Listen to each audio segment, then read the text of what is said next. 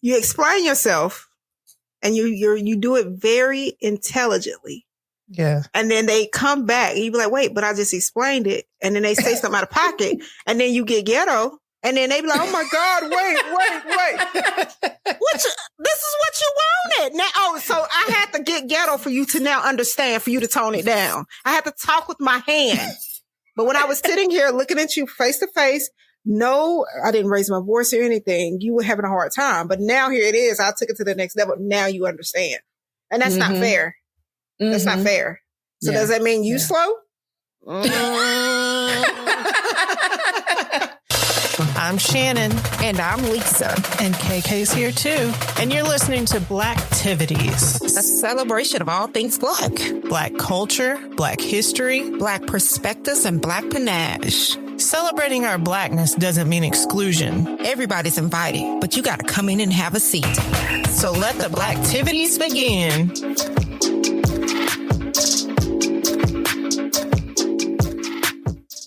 Hey, my people. I'm your host, Shannon, here with Mona Lisa the Poet and KK. Today's episode is titled, I'm Not Your Superwoman, right? And I feel all of that, all of it, because we tired. I keep hearing from Black women, especially after the election, about how just we're all tired in general, just from carrying everybody else on our backs. How are y'all feeling about that? You said it. I'm going to be good this episode. Yeah, I agree 100%. And also, there's this thing about demonstrating or walking the walk or leading by example. And I think Michelle Obama is leading that by example because she has not been at these events. And she's like, no, I'm not doing it. And I stand 10 toes down with her. We're going to talk about Miss Ma'am for sure. Okay. I'll wait. So before we get too deep into the topic, our season sponsor, Hope Inc., which stands for Helping Other People Be Empowered, provides single parents who are trying to get a degree with ongoing assistance for childcare and rent. But it's not just about the money. They also provide the resources for these single parents to elevate their entire lives. They provide budget coaching, life skill training, and even counseling service so that these single women and men can grow and thrive and better themselves for the next generation and generations to come. For more information about how you can become a Hope participant or support these single mothers, please visit their website, hopbe.org, and I'm going to link it in the show notes. Let's get to the big facts. Let's know. There's a reason why we're tired. Black women have consistently had the highest labor force participation rates among all women in the United States, regardless of age, marital status, or presence of children in the home. Even back in 1880, 35.4% of married Black women and 73.3% of single Black women were in the labor force, compared to only 7.3% of married white women and 23.8% of single white women. We had to help support our families because our Black men faced a lot of discrimination.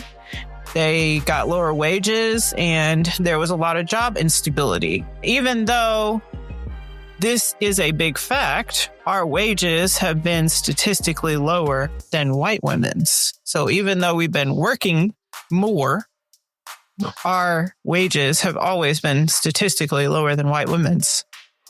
Also, Black women have contributed to various movements for change in this country and gotten little recognition for it. Even in learning about Black history, the men got most of the credit when Black women were pivotal in a lot of movements, including the fight for women's rights. Because of that exclusion, we've had to create our own spaces. Starting in the 1880s, we started creating activist clubs like the National Association of Colored Women, the Neighborhood Union, the National League for the Protection of Colored Women, and the National Council of Negro Women. While doing all this work and organizing, Black women have also endured a lot of violence. The Department of Justice estimates that 1 in 5 Black women have experienced rape, and they say that more than 40% of Black women experience physical violence by an intimate partner during their lifetime. Now, that's what the stats say, but I wonder if it's actually more because historically, like in our culture, it's like what happens in this house stays in this house. Mm-hmm. So I wonder if that number is actually higher. That's a very important point. In 2023, 60,000 women went missing, mostly us. And then a Black woman dies every 5 hours. So I want to have that out there to get a broad perspective of it. So a Black woman dies from violence, usually partner related or domestic. Every 5 hours, we are dying. That's crazy. That is crazy. Black women have also shown up consistently at the polls and fought in the ballot box to keep those rights that we organized to get, but we're underrepresented in all branches of the government. We've been standing with everybody else, but when we tried to elect a Black woman this past November, other demographic groups did not stand with us. 92% of Black women supported Kamala Harris. And I'm just going to leave it there with the big facts. Thank you. Let's talk about how y'all have been feeling. What's making y'all feel tired? As crazy as this may sound, what makes me feel tired is being treated as if I'm tired. And let me explain. So just because I don't give you a whole lot of emotion, or just because I'm not all uproar with certain things, that don't mean I'm a bitch. I just choose on what I'm going to reply to or what I'm going to respond to. So I know that there's a lot going on. We know that, but we don't get the backing like we have been begging for all of these years. So I just say it is what it is. And I'm just like, And so I feel like damn if we do, damn if we don't. If we are upset and we say something and we want what we want, or we're begging for what we have, then, oh my God, she's angry. But if I don't say nothing and I sit back and I'm just watching and I'm just looking, oh my God, look at her, see? So it's like no matter what we do, it's just like, I'm just tired of just being tired. That's it. That's it. And me personally, that's something I have adapted, is because I was so much into they call me Pearl Jr. My mom's nickname is Pearl Jr. My mom was the type of person, she speak her mind, baby. She gonna let you know if she's uncomfortable about something. If you did something foul, she gonna let you know. And I was doing that.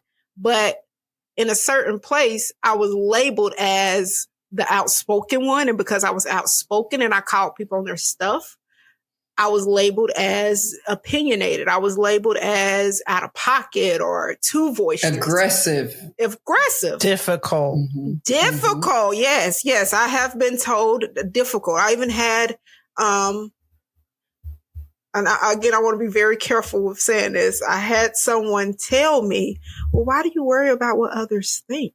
Like, just let it be. Well, that's because I have to be worried about others think in this role, in the position that I am.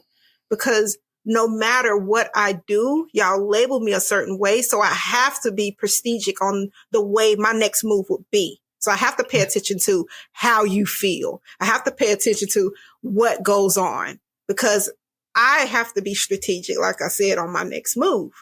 But I'm just tired of not having the privilege of being able to just float and just be. Us Black women, we don't have that privilege. So that's what I'm tired of. I love that you said that, because that coded language is used against us at every opportunity. Those words, those terms, That's coded language, and it is very strategic. Mm-hmm. Yeah. Thank you. I've been waiting on this one, baby. That's why I said, ooh. and I feel comfortable in letting y'all know this. Like, that's something that I have really, really been battling for a long time, is because of the way I am. And I stay off to myself because I know that if something is wrong, I'm going to call you out. Just like if I do something wrong, or if I was out of pocket about something, I want somebody to be like, hey, you know, that went right. But because in the area that I am and the people I'm surrounded by, I, most of the time, am the only African American. So it's like the things and the things I say and do is amplified because of who I am. So now that I've put myself in a position to where I'm just going to chameleon, fade to the back, and will just float, just be like everybody else. And because I don't say anything, what's wrong with you? Why you ain't say nothing? And then they want to come and check on me, and they want to do, no, I don't need to be checked on. I'm just looking at y'all, baby. This is y'all thing. Ain't got nothing to do with me, but boom. So that's what I'm tired of. I'm tired of having to be extra strategic and just maneuvering through a world and just being normal like everybody else. It's tiresome. 100%. Yeah. And Lisa, I'm like the opposite of what you just said, because I am a quiet person by nature, but I think like most of my life, I've been extra quiet because I developed something like a complex, I'll call it. But I am trying to unlearn living with so many walls because I play the background role all the time and I don't say anything because like I went through this in therapy and kind of figured some of this out. But it's like, if I don't say anything, if I don't show you who I am, then you can't judge me. So I sit back in the corner and just watch. But some of that is me being quiet by nature. Some of it is walls. Because you're not going to penetrate this right here. Yeah. This right here, like, again, sharing this experience with you guys, especially you, Shannon, going to school with you. I do remember you being quiet. I do remember you quiet. Like, I don't have that memory of you like being like, like I do remember you being quiet, but us, that will never be me. Yeah. You never know. Come party with me. I can pull it out. No, but all I can say is being able to sit and just talk to you, I get to experience a different side of you. And sometimes it bothers me that I am so quiet and so standoffish and an introvert that people don't get to see like the true me, like the person that I am, when it's like me and my brothers, you know what I'm saying? Like they don't get to see that. And so and more like, it used to bother me, but now it's just like sucks for them. You know what I mean? Like if they don't want to come and see what I'm about, then I just like whatever, just whatever. But I feel like things like this, it gives people the opportunity of being able to have some type of outlet. Me as a poet, I live by, and I want to get shirts made like this. Finding out that I was a creative, it saved my life. And I mean that, like, that is true. It saved my life because you get to have an outlet, which is very important. Because again, we just maneuvering through a world where you can't be yourself sometimes. You have to have some type of filter. You have to have, this way of being just so other people can tolerate you or put up with whatever you supposedly have going on when that's not the case. So I don't know. I want to put that out there to people. I'm going to wait because I was going to say that was my call to action, but I'm going to wait. Yeah, I'm tired of having to move a certain way. Like I just want to be me and who I am and not worry about y'all and what y'all doing. And that is like what I'm working on for 2025. I love this conversation. In fact, I'm not introverted. I'm an extrovert. We see that, KK. KK here in these streets. I had to. See, and the crazy thing about it is I did have to be just to get my mental together. But I was telling my cousin earlier that, the one thing I want in life is to be known as somebody who was just genuine and authentic, but also had the ability, because when I took my trip, it was like I was looking at the world in a sense of wonder. And I want to always have that experience. And so for the people that's here, KK just went on like a women empowerment trip, and she didn't tell us. She's like, I'm gonna wait. I'm gonna drop the pictures. And when she dropped these pictures of her and these women, they went to Hawaii. So that's the trip she's referred to. And baby, the different colored dresses that was blowing in the wind, it was beautiful. That was beautiful. Beautiful. So that's the trip she's referred to, guys. But go ahead. It was amazing. And I'm so grateful. I am so grateful to Sydney Jackson Cloxton, who put it all together, her along with Sarah Rimmel. It was just a amazing experience, and I'm glad I went. Part of the reason I went is because I'm exhausted and because I experienced these things. Like, I'm going to be me and I'm going to do what I like to do, but I'm also very direct. I'm a Sagittarius, so I'm very direct. And I have learned to use a filter, because in order for me to navigate in this world, I have to be able to get my point across. I feel like I speak very clear, but what exhausts me is that I'm tired of having to explain myself. I'm tired of having to explain myself. And I feel like I have to explain myself to so many people. And it just, you can say one thing and it's like it's misheard all the time. And because so they're going to interpret it the way they want to interpret it, no matter what. And that's not fair. That part. And so that lens that it's seen and heard through is what's problematic to me. So having to explain myself all the time is what is exhausting to me. And I know I speak very clearly and very directly, because my directness is what you have a problem with. But the fact that I then have to turn around and explain it is problematic. So as a Black woman, I'm exhausted by having to explain myself. Right. You explain yourself and you do it very intelligently. Yeah. And then they come back and you be like, wait, but I just explained it. And then they say something out of pocket and then you get ghetto. And then they be like, oh my God, wait. This is what you wanted. Now, so I had to get ghetto for you to now understand, for you to tone it down. I had to talk with my hand. But when I was sitting here looking at you face to face, no, I didn't raise my voice or anything. You were having a hard time. But now here it is. I took it to the next level. Now you understand. And that's not fair. That's not fair. So does that mean you slow? I heard a girl say yesterday, are you stupid or are you slow? I was like, oh. And when we said, you got to sit there like you ain't do nothing. Just.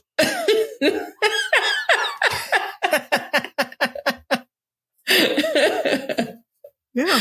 So, but yeah, it is. It's very tiresome.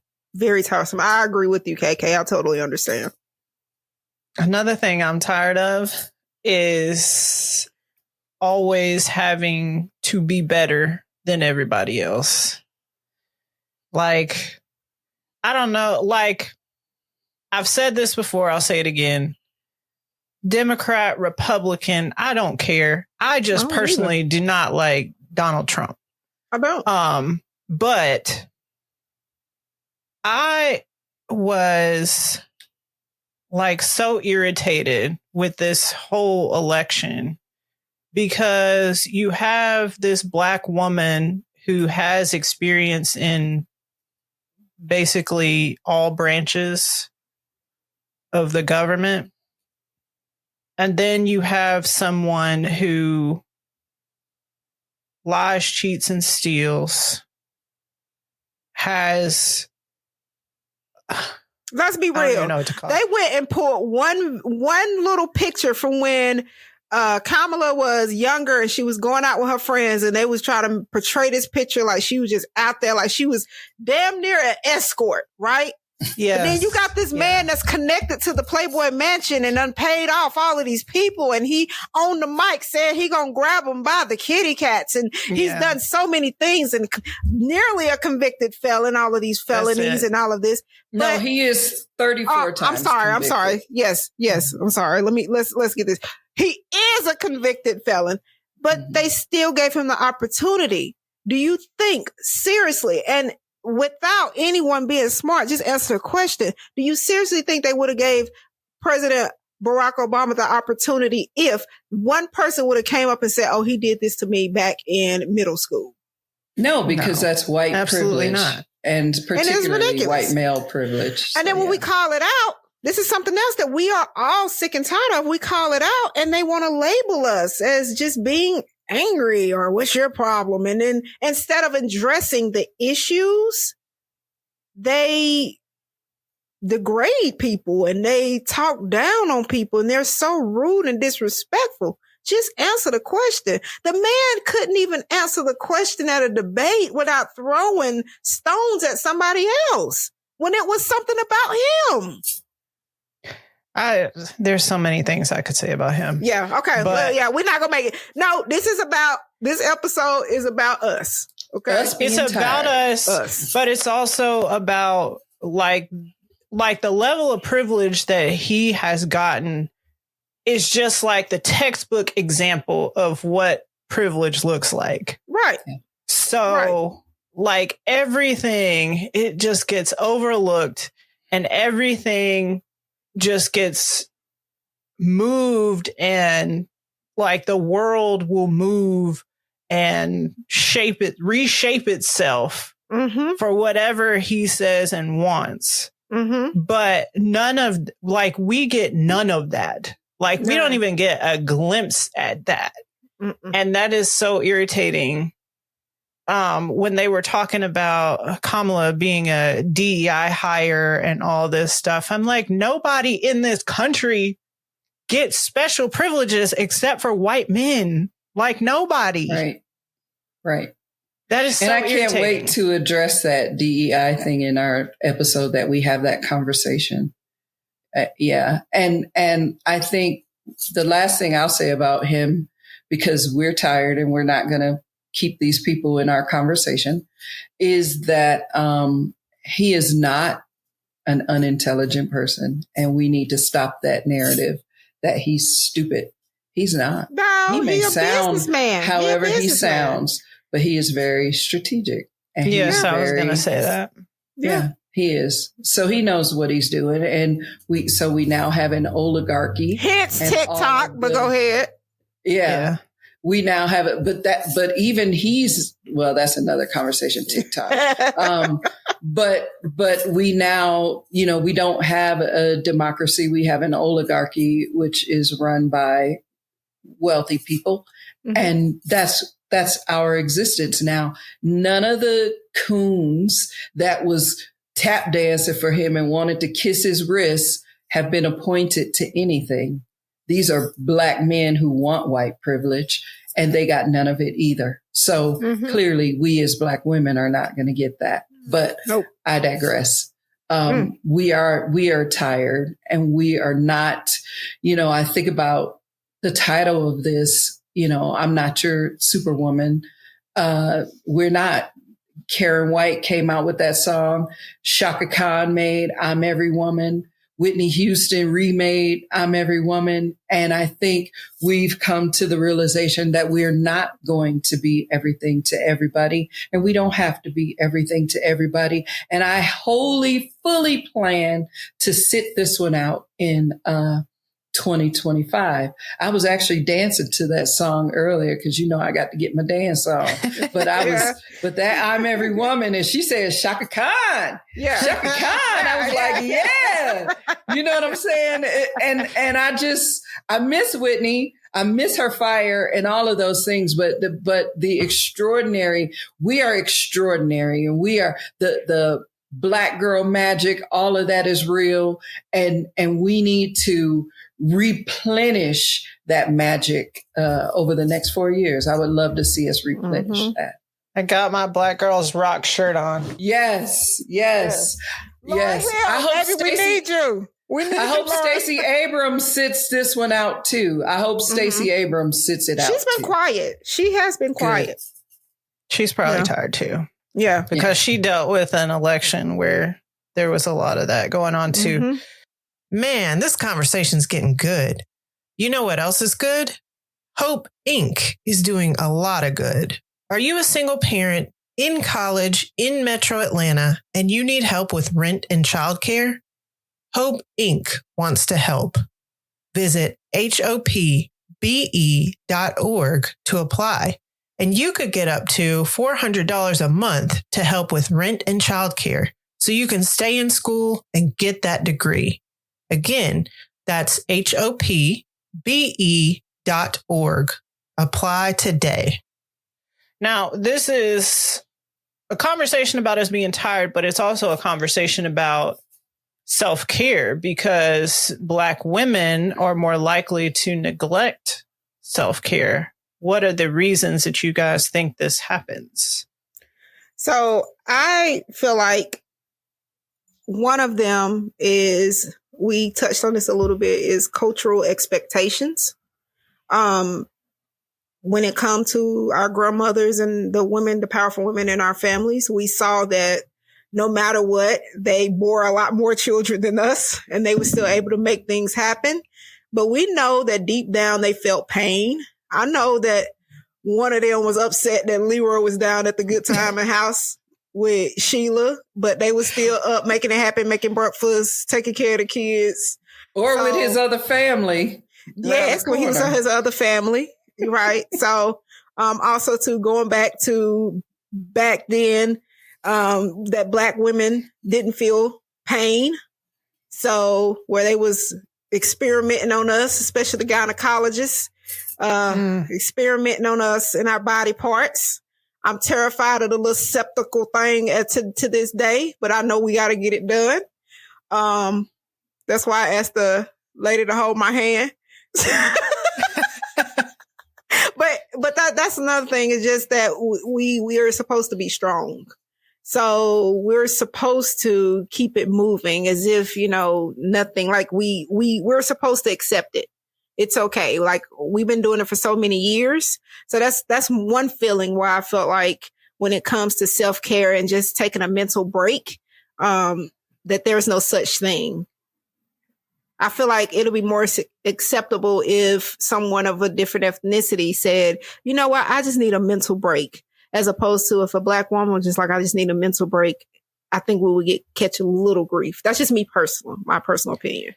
Well, like Simone Biles and Naomi Osaka, they did catch flack for needing a mental health break. They caught a lot of flack. It's like, you're abandoning your team if you're Simone Biles or whatever. So, I mean, that is an example of what you're talking about. Do you feel like when Black women want to take a time out for self-care, that is viewed by other people as being selfish? I'm going to be honest with you. There was a period for me where I didn't take it serious. I didn't take self-care serious. But of course, it took my mom and some health issues in the past. I do want to share. I feel comfortable sharing that I am epileptic. I do have seizures, grand mal seizures. And a lot of it was tied to stress, and as well as other health issues. So there was a period when I was going through a major life event. I was ignoring myself. I was neglecting myself. And it took for my neurologist and my mom to, say, hey, like, you need to pay attention to your body. You're not paying attention to your body. And when I start paying attention to my body, even when it came down to work, I'd be like, look, I'm sorry, but I've been pushing myself 100%. I have got to take a day. Like, I cannot. And this resulted in, me feeling better, because I feel comfortable saying this. There was a period where I did have 2 episodes at work And I woke up in an ambulance, as that man said. And my mom was so upset with me. She met me at the hospital and she said, baby, if you die, them people at work, they gonna replace you. Like you ain't nothing to them. 100%. They may be, nice and smile or whatever, but baby, you're nothing to them. You're just another body. So it took that for me to realize like, hey, like you got to stop neglecting yourself and pay attention to what you have going on, because my girls need me. My children need me as well as my family. I throw my boyfriend in there too. He acted up, but whatever. But Lisa had a seizure on her way to my house to record. Yes. That was that was going to be our first time recording. Luckily, and again, I'm okay with this. Luckily, I stopped to pick up my daughter from college because she wanted to see the process. And as we were getting on the highway, she said, I just stopped talking. And she immediately knew what was going on. And she said she had to jump over into the driver's seat on top of me and pull the car over before we got fully on the interstate. And then by the time I woke up, we were driving home and I was like, wait, what are you doing? And she said, Mom, we're going home. You had a seizure. And I was like, what? And it took a minute for me to realize. And then I'm like, wait a minute, we were getting on the interstate.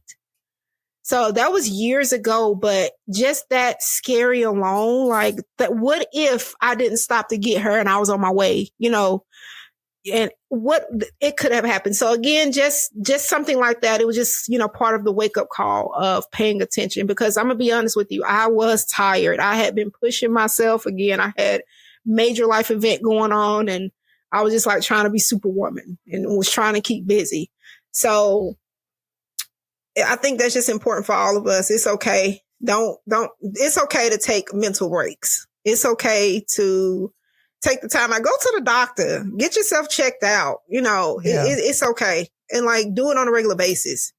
Also too with self-care the same way. And I tell people at work this, if some listeners know, I work in the financial field. I tell my clients the same way that you go to the doctor every year and get an annual physical. When it comes to your finances, it needs to be the same thing just to make sure you're on track. So that's how I was able to establish that relationship. So I think it's important, like no matter every aspect of your life, have some type of checkout. Or checkup. So yeah, I've been talking too long. Go ahead. My bad, y'all. I'm sorry. I think for me, when it comes to self-care, I think part of it is also like the societal expectation to be better, to be the best. I have internalized that. And so I'm also like a recovering perfectionist. Mm-hmm. And so sometimes I feel like I push myself harder because I am trying to meet that expectation. Like I cannot do anything subpar. It's got to be amazing. Right. And so I will push myself and neglect the self-care because of that. It's interesting that we can pinpoint these things. I think oftentimes we neglect our self-care, particularly or have in the past, because mental health has been so taboo. We don't treat it the same way we do, other illnesses. And so what happens is we used to pray it away or something along those lines. Well, if you're going through something, baby, just ask the Lord. Well, He created people and put people here to do that work. And so that we need to tap into that, whatever it is, whether it takes, getting on a plane, whether it's medication, whatever it is, we need to tap into that because of the fact that it's here for us to better ourselves. And I think these generations coming behind us have a better grasp of that. And although we talk about getting back to spiritual concepts, we still want, or, making sure some form of spirituality is in the home. I don't think anything speaks against us doing this type of work to heal ourselves and to connect with those who this is the work that they do. There are people who do that work for a reason. I do the work that I do for a reason. You do your financial work and your educational work. We all do this for a reason.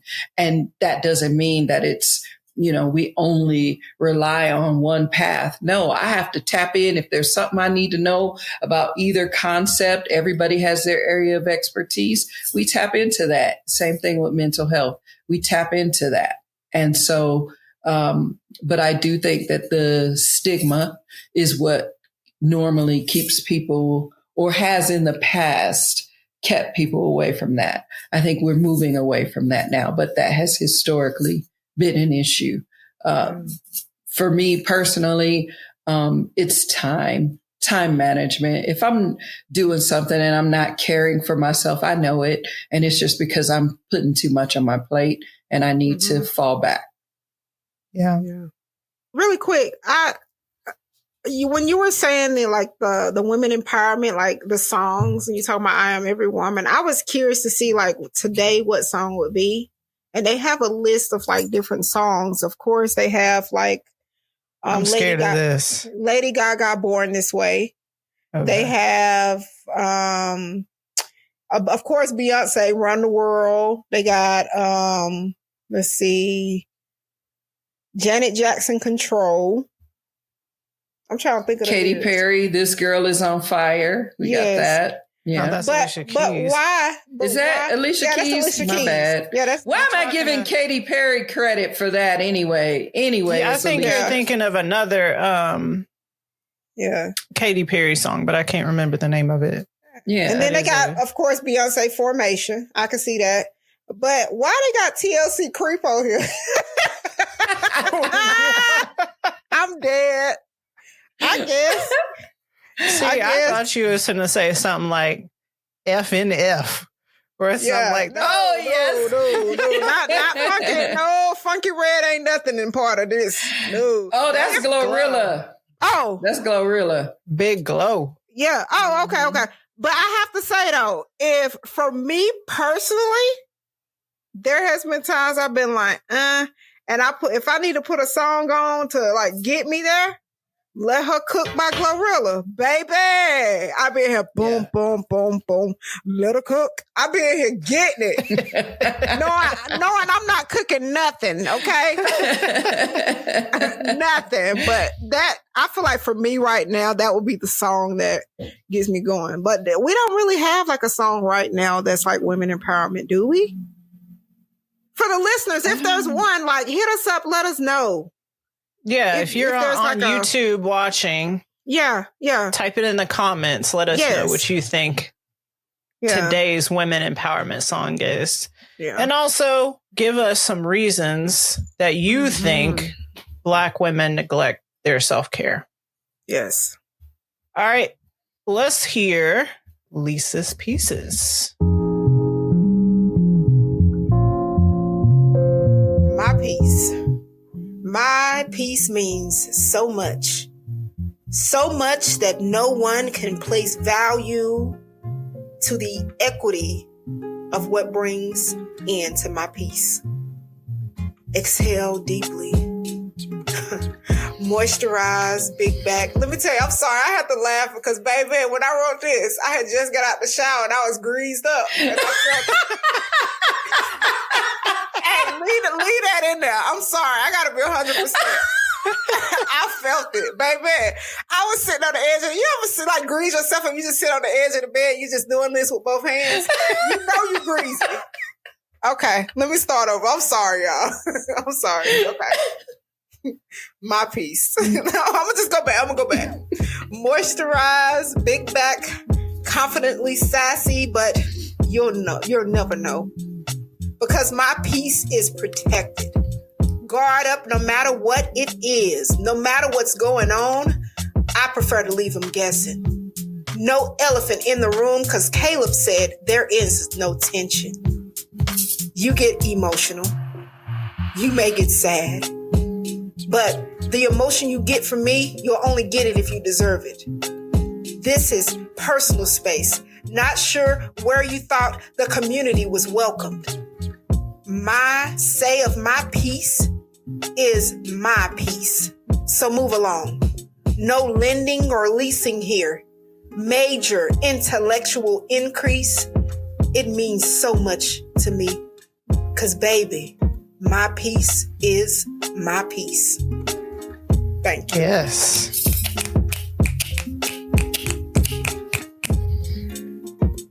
Well, ladies, it's time for us to call the culture to act in some way. Lisa or KK, whoever wants to go first, what is your call to action for the culture?